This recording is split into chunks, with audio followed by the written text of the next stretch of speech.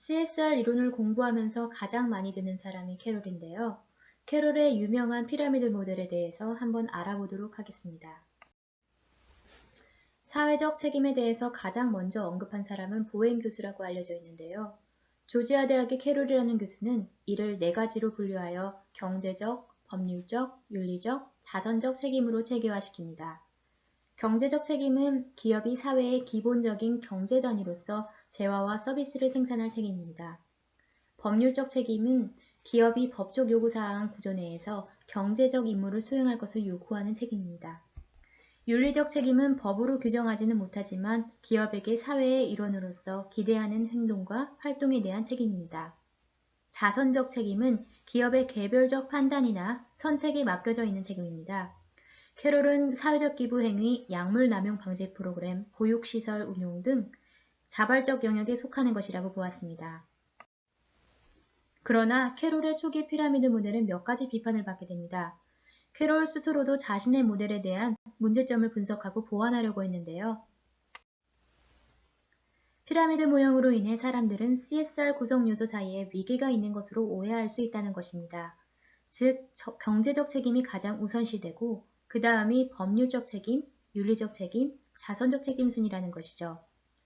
기업은 경제적 책임, 즉 재화와 서비스를 잘 생산하는 책임을 무엇보다 우선시하고 그 다음에 다른 것을 고려해야 한다는 것이라고 생각하게 된다는 겁니다.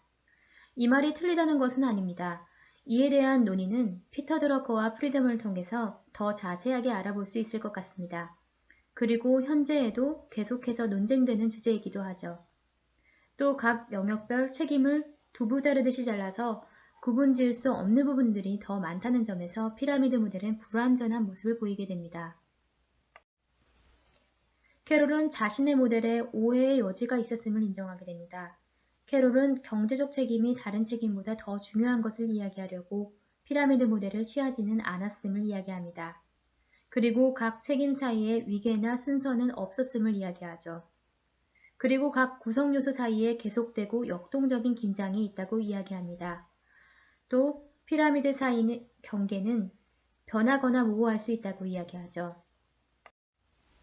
캐롤은 피라미드 모형에서 벗어나 벤 다이어그램으로 그려진 모델을 제시하기도 합니다.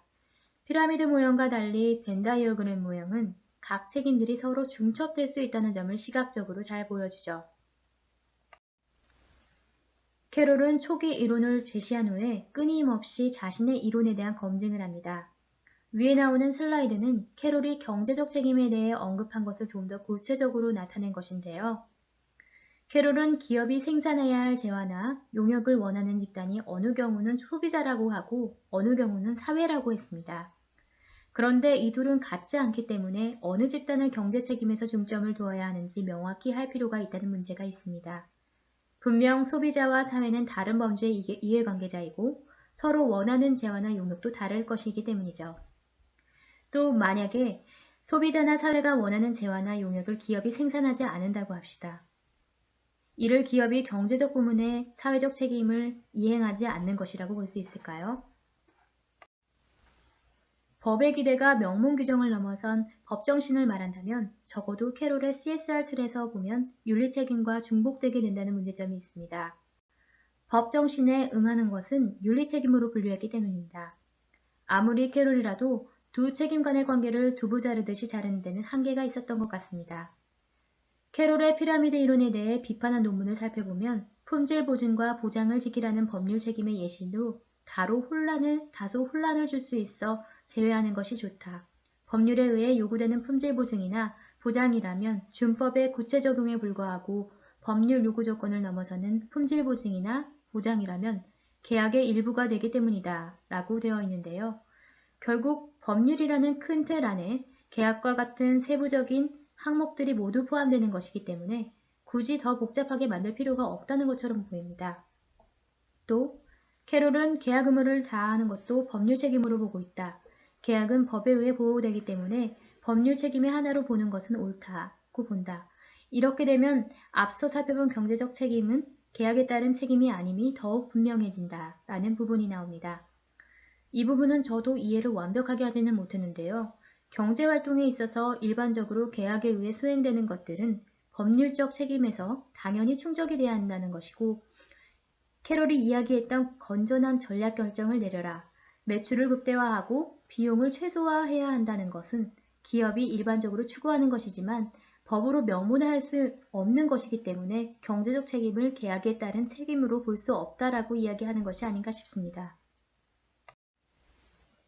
캐롤은 의심스러운 관행 회피, 정의 실현, 윤리 리더십의 예시는 윤리 규범 준수의 구체 형태로 해석할 수 있다고 보았습니다.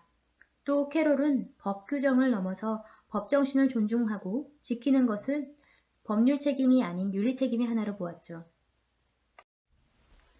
1991년의 자료를 보면 예술과 교육에 대한 파트를 따로 설명하였는데요. 최근의 자료를 보면 이 부분을 합쳐서 좀 더 포괄적으로 기업의 자선적 책임에 대해 설명한 것을 볼 수 있습니다. 캐롤이 오랜 기간 여러 번의 논의와 연구를 거쳤음에도 불구하고 캐롤의 피라미드에는 뚜렷한 한계점이 존재합니다. 캐롤의 피라미드 이론은 규범 연구와 처방 연구 모두에서 한계를 지니는데요. 무엇보다 캐롤의 피라미드 이론은 기업이 왜 CSR을 해야 하는가에 대한 명확한 답을 주지 못합니다. 기업의 CSR은 당연히 해야 하는 것을 전제로 모든 것을 진행하고 있다는 느낌을 지울 수가 없는 듯합니다. CSR 하면 대표적으로 언급하는 이론임에도 불구하고 캐롤의 CSR 피라미드에 대해서 공부하면 왜 CSR을 해야 하는가에 대한 궁금증을 해결하지 못하고 기업의 사회적 책임에 대한 4가지 분류에 대한 이야기만 듣게 되는 것이죠. 그리고 각 책임들 사이의 역동적인 긴장에 대해서는 여전히 설명하지 않는다는 것이 한계점으로 지목됩니다. 그러나 캐롤의 피라미드는 기업의 사회적 책임에 대해서 분류하고 내용을 찾는 것이라면 일부 도움이 될 수 있을 것이라고 합니다. 또 기업 시민 정신을 소개하면서 의무, 행동, 결과의 세 측면을 소개하였죠. 캐롤의 피라미드 이론이 좀 더 개발되어 단순 분류가 아니라 각 이해관계자들을 놓고 과정 중심의 접근 방식을 좀 더 연구하고 개발한다면 CSR이 좀 더 발전될 것이라는 전망입니다. 자료의 대부분은 캐롤의 논문과 노한균 교수님의 논문, 그리고 활발한 웹서핑을 통해서 정리하였습니다. 저도 공부하는 학생이기 때문에 잘못된 부분에 대해서는 지적을 해주시면 감사하겠습니다.